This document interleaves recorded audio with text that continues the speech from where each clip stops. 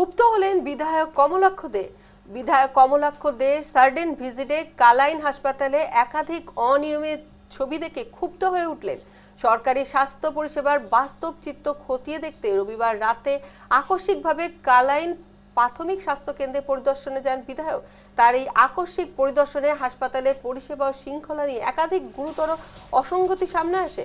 হাসপাতালে প্রবেশ করে বিধায়ক বিভিন্ন ওয়ার্ড, বহির্বিভাগ ও অন্যান্য বিভাগ ঘুরে দেখেন, কিন্তু দীর্ঘ সময় ধরে হাসপাতালে বিভিন্ন অংশ ঘুরেও দায়িত্ব থাকা চিকিৎসক ও স্বাস্থ্যকর্মীদের অনেককেই খুঁজে পাননি বলে অভিযোগ ওঠে।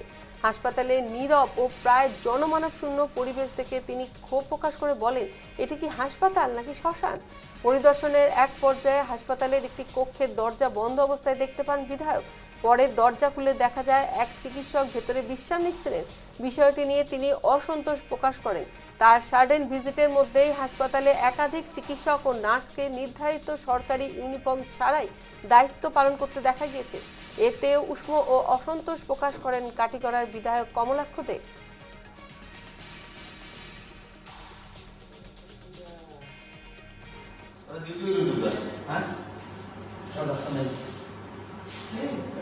তুমি ডক্টর, তুমি ডক্টর একবার স্টাফ নার্স নার্সের কোনো খবর কিছু নাই তো ওরা তো শুনে কাজ নেই গো হয় মানুষের খালে খালে খালে বলতো মানুষের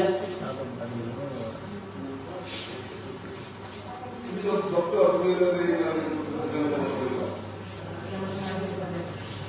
স্টাডি মিডিয়াম দেবে স্টাডি মিডিয়াম দেওয়া আমার কথা হলো মাঝে সার্ভিস করতো